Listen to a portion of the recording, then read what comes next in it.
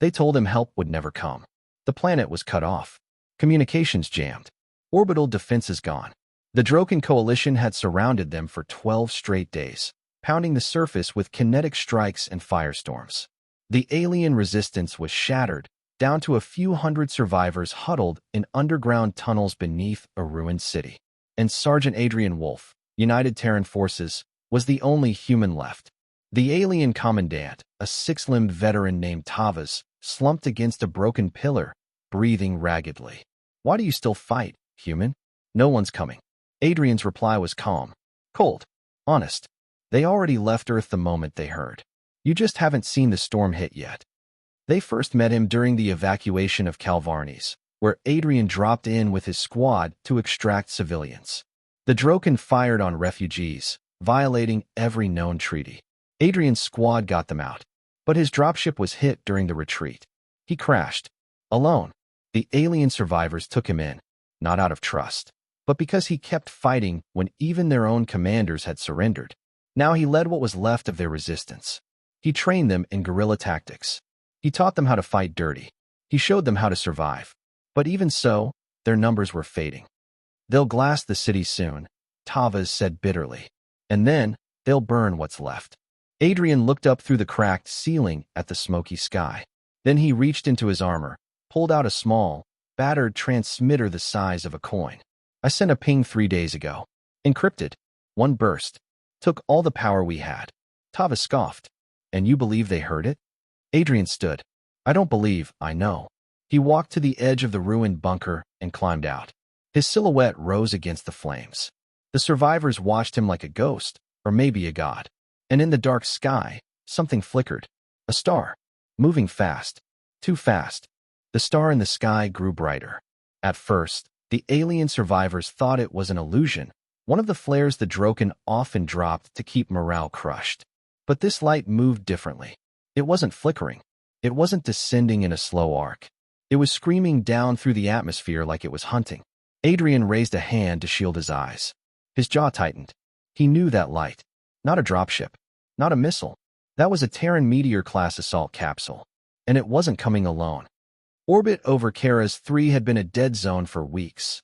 Jammed, shielded, patrolled by Drokan fleets. But the Drokan didn't understand Earth's doctrine. They'd assumed humanity would respond like every other civilized species. With negotiations. With demands. They didn't expect silence. They didn't expect that silence to be a weapon. When the capsule hit the ground like a god's hammer, it shattered the crater edge, kicked up a wall of dust, and sent the Drokan patrol nearby, flying like toys. From inside, 5 hulking Terran shock troopers emerged. Exo-armored. Armed with rail lances and flame gels. The lead one stepped forward, visor glowing red. Adrian grinned when he saw them. About damn time. The rest of the resistance, tired, broken, limping, stared at the newcomers like they were ghosts. The Terrans moved with precision, speaking little, setting up perimeter defenses even as more capsules screamed down in the distance. Dozens of them. Hundreds. An entire battle group had slipped through the Drokan net. They hadn't announced their arrival. They hadn't warned the enemy.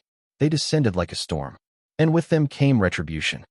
One of the alien children, barely tall enough to reach Adrian's waist, tugged on his torn sleeve. "You said help would come." Everyone laughed. Adrian knelt down beside her. "They didn't hear what I did," he said. "You know what thunder sounds like before a storm?" She nodded. That's what Earth's silence was. The warning. Within hours, the Drokan garrisons started falling. Not collapsing, asterisk shattering, asterisk. Their supply lines cut. Their airships dragged from the sky by Terran hunter drones. Their leaders, targeted by orbital kill beams no one knew were already locked in. Karas 3 didn't just turn into a battlefield. It became a message. And across the galaxy, that message was heard. The humans had arrived. And they were done asking nicely. The Drokan response was fast and furious. Within hours of the Terran strike team's landing, the Empire mobilized a full retaliatory force. Over 12,000 troops. Tanks. Walkers. Air support. Orbital reinforcements. Their orders were simple. Asterisk crush the human incursion. Make an example of them. Asterisk. But what they didn't realize was that the humans had already planned for this counterattack. Adrian stood beside a freshly established forward command bunker, nothing more than an armored dome slapped together by combat engineers in minutes. Inside, the humans were running complex logistics, live target data, drone swarm control, and orbital comms, all from a single tablet. When the first wave of Drokan tanks crested the ridge, shining like plated beasts, Adrian gave the order. Let him get closer. The Terrans didn't dig trenches. They didn't build walls. They laid traps. The entire valley was threaded with seismic charges, mines that could detect the unique vibration patterns of Drokan armor. When the tanks rolled into the center of the kill zone, the earthborne bombs detonated with mathematical precision, sending metal and fire skyward like volcanic geysers. The second wave tried air superiority. They were met by Terran Wraith drones, autonomous machines that could think, adapt, and disappear into radar shadows. The Drokan flyers didn't even make it within 2 kilometers. By the time the Drokan realized what was happening, the humans had already moved to their next objective. City after city began to fall. Not conquered, not occupied, just emptied. The humans didn't waste time with politics.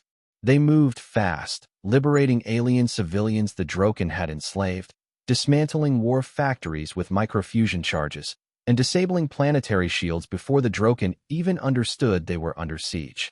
And they didn't stay behind. They vanished after every strike. Like ghosts in power armor. Like judgment. Adrian watched a live feed of the latest liberated sector. Alien refugees, some of them still dazed and bloodied, were being ferried out on Terran medcraft. No speeches. No flags. Just action. Tavas, the alien commander who once thought all was lost, approached slowly. You Terrans, you don't wage war. You end it. Adrian didn't look away from the screen. This isn't war, he said. This is us keeping a promise. On the edge of the system, the Drokan High Command finally gathered to analyze the attacks. One admiral snarled, "Why didn't our sensors detect their fleet?" Another hissed, "Why didn't they issue a declaration?" An aide entered, shaking. "Sir, a message just came through the old human diplomatic channel. Just 3 words. Show me." The screen blinked once. Never. Again. Forgotten. The Drokan Empire was unraveling, and they didn't even realize it yet. From their war rooms on capital ships and planetary strongholds, they issued new orders, executed commanders for failure, sent endless waves of reinforcements to planets already lost. But the humans weren't fighting for territory. They weren't playing empire games. They were making a point, and the Drokan were too arrogant to understand the message. Adrian stood on a ridge overlooking the shattered industrial zone of Kara's 3's northern continent. Below, the smoldering remains of 3 Drokan refineries burned red against the ashen sky, glowing like hellfire pits. The air was thick with smoke and static, remnants of the EMP storms the Terrans had deployed to disable planetary communications. At his side, Tavas adjusted his stolen Drokan rifle. His 6 limbs flexed nervously. "Why haven't your forces secured the cities? You could occupy them, rule them, make the Drokan surrender piece by piece." Adrian didn't take his eyes off the horizon. He just gave a dry smirk. "We're not here to rule. We're here to make sure no one forgets what happens when you call humanity's bluff." Tavas tilted his head. "But they still don't understand. Even now, the Drokan High Lords believe this is just a rogue offensive." "That's the point," Adrian said. "They don't get to see the full force yet. Not until we want them to." 2 days earlier, Adrian's encrypted ping to Earth had reached a silent Terran intelligence cruiser drifting at the edge of known space. No beacons, no identification. It carried no diplomats, no journalists, and no witnesses. Just a message that was transmitted straight back to Earth's Defense Corps. Within 6 hours, Black Protocol was initiated. There was no press release, no council vote, no warning to the Intergalactic Union. Because this wasn't politics. It was justice. In orbit now, invisible to the Drokan's outdated sensors, a Terran battle wedge drifted silently into position. Over 30 heavy assault carriers, dreadnoughts, and planetary strike vessels held a synchronized trajectory behind the shadow of Kara's moon. From Earth, they had been dispatched with one mission: liberate, punish, leave nothing unclear. They didn't just bring weapons. They brought war AI, orbital silencers, and the full wrath of a civilization that had warned the Drokan not to touch their people. The Drokan hadn't listened. Now, the Terrans wouldn't speak. They would act. Adrian's boots crunched against burnt glass as he moved through the ruins of an old Drokan control hub. The place had been leveled in under 5 minutes by Terran ground charges. Their targeting software had mapped the entire city layout from thermal scans and seismic data within hours. Now, the building was just bones, steel, stone, and ash. Inside, he found them. Over 70 alien civilians. Starving, sick, covered in blood and dust. They flinched when he stepped in, until he removed his helmet. One of them whispered, voice cracked and thin, "We thought you wouldn't come." Adrian knelt beside a child missing an arm. Her eyes were dim with fever, but locked on him with a strange hope. "You held on," he said. "That's what matters." He activated his comlink. "Echo units, this is Wolf. I need med teams in my sector. Priority 7. Civilians and critical." "Copy that," a crisp female voice replied. "Birds inbound." Outside, the sky screamed again. Not with Drokan artillery, but with Terran rescue craft, roaring down with precise countermeasure bursts and armor-piercing chain guns, wiping out the last of the patrols before they could even radio a distress signal. The galaxy watched in confusion and fear. Live feeds, scrubbed and rerouted from deep space drone recorders, showed what no one believed was possible. One human battle group. One. And Karis 3 was falling. The Drokan were still trying to spin it, claiming it was an isolated rebellion, fueled by insurgents, nothing more. But by the time their newscasts aired, 3 more planets had been hit. 3 more planets where Terran forces arrived silently, liberated populations, dismantled garrisons, and vanished before any organized resistance could form. The Union started holding emergency sessions. No human diplomats attended. Their absence was louder than 1,000 speeches. Back on Karis 3, Adrian and Tavas watched as reinforcements arrived. Terra's elite ghost vanguards, troops trained to move in near-total silence, appearing and disappearing like phantoms. Entire Drokan command units had simply stopped responding after encountering them. They were never seen again. Tavas said quietly, "There is something else, isn't there? Something you haven't told me." Adrian's expression didn't change. "You're not wrong." "Then what is it?" He looked toward the night sky, where something faint gleamed, an unnatural, crescent-shaped shimmer above the moon's edge. Adrian spoke like reciting a vow. "We're just the first wave." In the heart of the Drokan Empire, the High Command convened in a secure bunker beneath their central fortress world. The room was cold, circular, and ringed with old war relics, symbols of 1,000 conquered species. An old admiral barked, "We must retaliate. Send our fleets to Earth. Make them regret this overreach." A younger strategist whispered, "Sir, we still don't even know where their ships came from. Their stealth tech is. Use the fire protocols. Burn every system they've touched." Silence followed, until one voice spoke. A calm, cold voice. A Terran voice. "Transmission detected," said the console AI. They turned to the hologram. It flickered into view. Adrian Wolf. No insignia. No salute. Just his voice. "You had your chance. You were warned. Now you'll watch what a storm truly looks like." That same hour, the Terran dreadnought Naraka engaged full burn above Karis. It broke stealth, screamed through the upper atmosphere, and began what human soldiers called the Skyfall Directive. Thousands of microdrop pods rained down. Each carried Terran soldiers, mechs, combat engineers, payloads. Each pod had a different mission. None failed. Adrian walked through the flaming streets with his rifle across his back, giving short, efficient orders. By the time the Drokan command could react, 6 entire cities were no longer under their control. The humans didn't conquer them. They freed them, and left only one message etched into the walls of the old garrison towers. "You forgot us. Now remember." In one final push, Drokan High Command authorized orbital bombardment, even if it meant killing their own troops and citizens. They thought it would stop the humans, but they didn't know what had entered their system. Above Karis, the Terran sky shield lit up. 12 massive autonomous kill satellites had activated in perfect synchronization. Every Drokan bombardment projectile was intercepted, vaporized, or flung off course. The sky became a graveyard of failed fire. And then, the counterattack came. One massive beam from the Naraka split a Drokan battlecruiser in half. Live, on Union broadcast relays. The signal wasn't encrypted. It was a statement. Back in the field, Adrian approached a crowd of aliens who had gathered near the ruins of a city square. Many were still in shock. Others wept. They didn't know how to thank him, or whether he even wanted thanks. A young alien soldier approached. Her body was burned, her armor barely holding. She saluted. Adrian returned it without a word.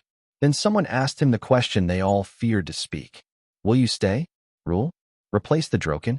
Adrian looked across the horizon. Fire still burned, but the worst had passed. No, he said simply. We came to make sure you could stand. Now it's your turn. And then, the humans vanished. Like they'd never been there. Except for the message left behind. We came because you believed no one would. Never forget again. Here is part 5 of your HFY story. They believed help would never arrive, until humanity struck like a storm. The Drokan Empire had ruled for nearly 2,000 years. Its enemies had been crushed, its power absolute. Entire species bowed before its fleets. For centuries, it was unchallenged. Now it was afraid. Not of numbers, not of weapons, but of silence. Because the humans had stopped speaking. No demands, no terms, no negotiations. Only precision strikes. Perfect timing. Unstoppable momentum. One system, then another, then another. No pattern, no rhythm. Just the slow collapse of an empire under the weight of a promise kept. On the former slave world of Goral Prime, statues of Drokan warlords had been pulled down, replaced by simple steel markers carved with Earth's language and the native tongue of the rescued. You are not forgotten. On Mitris 7, a transmission played every hour across liberated comms. You were not alone. You never were. And above it all, a question burned across galactic networks. Who were the humans really? Because what they had just witnessed wasn't vengeance. It was surgical redemption. On Earth, the response had been quiet. The Galactic Union sent envoys. Their ships waited outside Sol's defensive line, blinking like nervous guests at a funeral. The humans sent back a single signal. We're listening. Speak carefully. One Union ambassador finally broke protocol and asked Earth's representative a question the galaxy had been too afraid to say aloud. Why didn't you destroy the Drokan completely? The human diplomat replied calmly, almost gently. Because we wanted them to remember. We wanted everyone to remember. What happens when the galaxy turns its back? And we choose to open our eyes. Back in Drokan space, what's left of the Empire tried to reorganize. It failed. Dozens of worlds declared independence. Rebellions flared like wildfires. Former Drokan governors vanished in the night, taken by resistance cells trained by someone with human weapons, tactics, and strategy. No one knew where the Terran fleet had gone. Some said they had returned to Sol. Others believed they still watched from the shadows, waiting, listening. A whisper passed through liberated cities. The Terrans are coming is no longer a threat. It's a promise. As for Adrian Wolf, he stood alone in the remains of a Drokan command citadel, now just a blackened ruin. He looked out at the twin suns rising over a freed world. Children played in the streets. Flags of hope, not conquest, rose from the rubble. Tavas stepped beside him, aged, scarred, but alive. Do you think they'll remember? The alien asked softly. Adrian nodded once. They have to. He looked up at the sky, at the stars still ruled by others who might one day forget the lesson the Drokan just learned. And he whispered like a prayer. Because if they don't, we'll remind them.